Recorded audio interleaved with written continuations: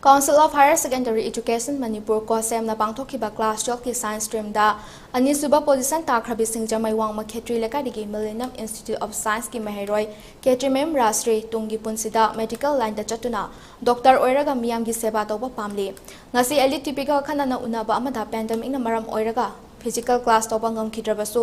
nongmada pung ani gi changti larik paduna ani suba position tarakpa ngam khibani Rashtriya Khetrimeyum BROJEN amadi Khetrimem ongbi tawrangbi santibalagi machanupini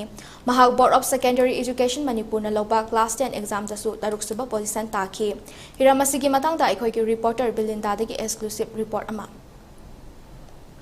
Handak second position tabikraba Millennium Institute of Science ki student ama oibiriba KSH.RAJSHREE gi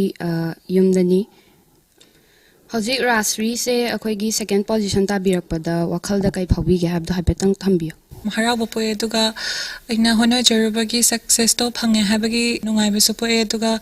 second oina ka tarak pesa ngak pasu po bako pungning nungshi basu po exam gi preparation taw zabase chahi ni covid lerib ni na anam matamdri online classes ki kuthang dagi oina taw zariba duga self study ga duga tuition zu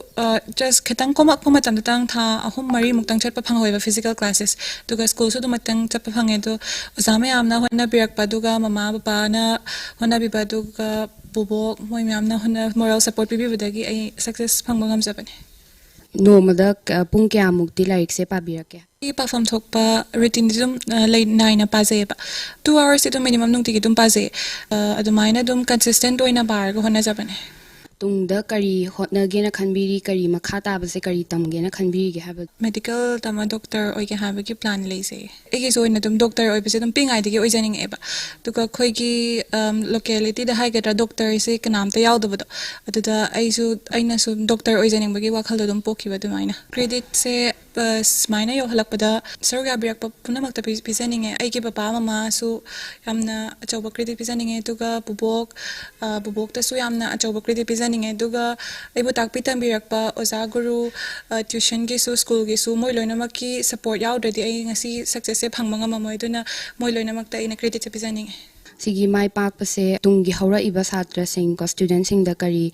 message pinning ge haba do habiyo junior sing da ina haizaning badi hona babu kalladi ko adum success dum phange duga ai shi je phangani habagi attitude ama loinana positively isada ngamgani habagi morally dumaina khanbiraga dum hard work tawtaragadi success dum phangani haba message pijaning achawba mai pak pamo oirakpasida Rajshreee gi pabungna kai phawbi ge habado habitang thambiyo yam nungaijaba thamoida nungaijaba phawi habidi isa hisidabu moina mai paklakpasi mama pagidi soba nungaijaba ni dana ko dugu chap manana thamoisida yamna nungaijaba yam penba ma phawi hodnaba haise mase regularly ma changna ne ma return che kaidena taw adagi chaba thakpa phasana keno chana ba hono kai gena ha tamda ati phasana chada thakta tawdi like like su phasana pa ba ngamoidamna amain tawraga adum advice keno tawe aduga ina physically di am ka hena moise intake tawbo sengamde aidi mapanda leye aduna aigi imana magi chaba thakpa adumaina keno tawe aduga through telephonic conversation online tawraga nang kari chliore karai nangna whatever nangna tawse understand tawribra kari ke don lady gen admai tawraga